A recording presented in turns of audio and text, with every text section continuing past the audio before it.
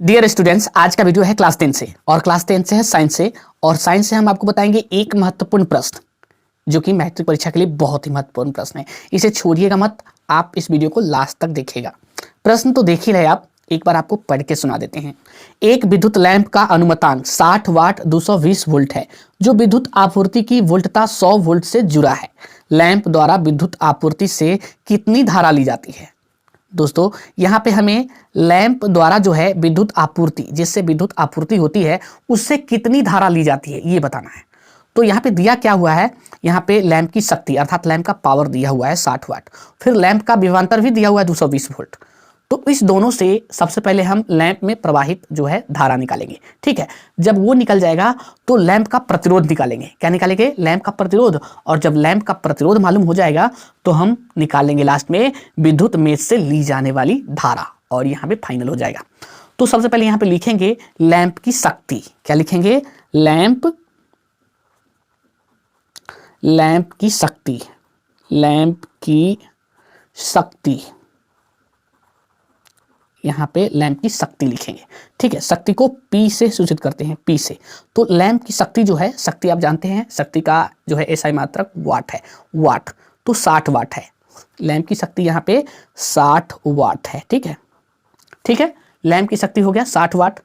इसके बाद लिखेंगे लैंप का विभवांतर।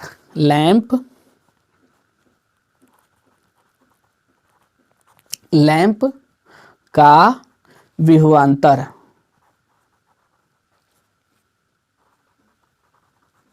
और विभवांतर को हम V से सूचित करते हैं, V से।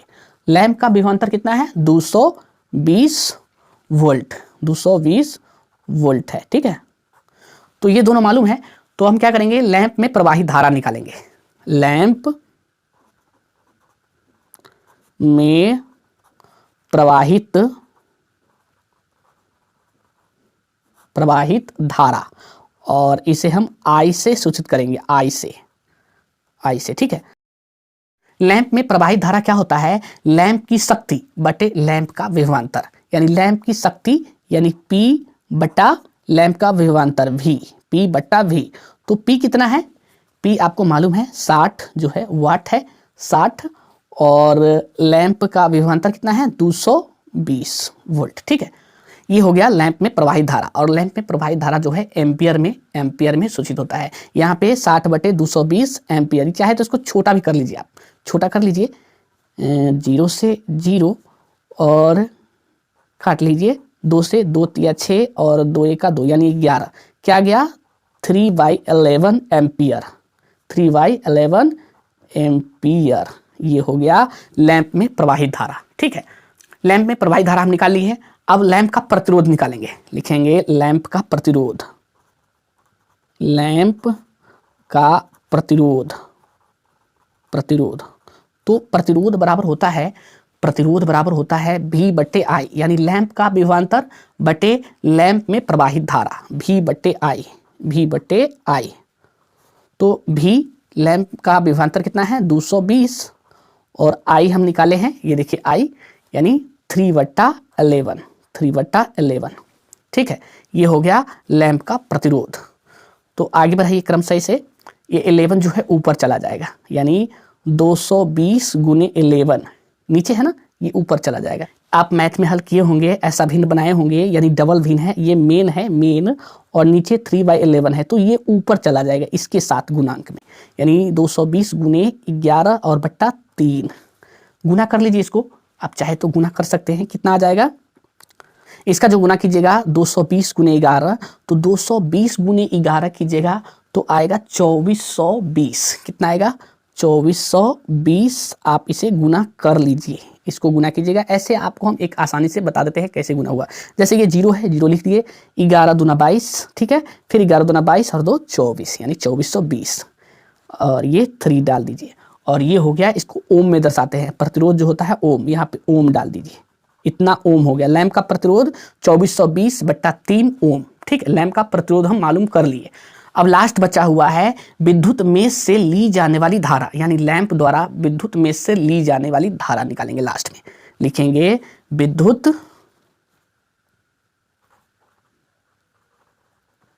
विद्युत मेष विद्युत मेष से ली जाने वाली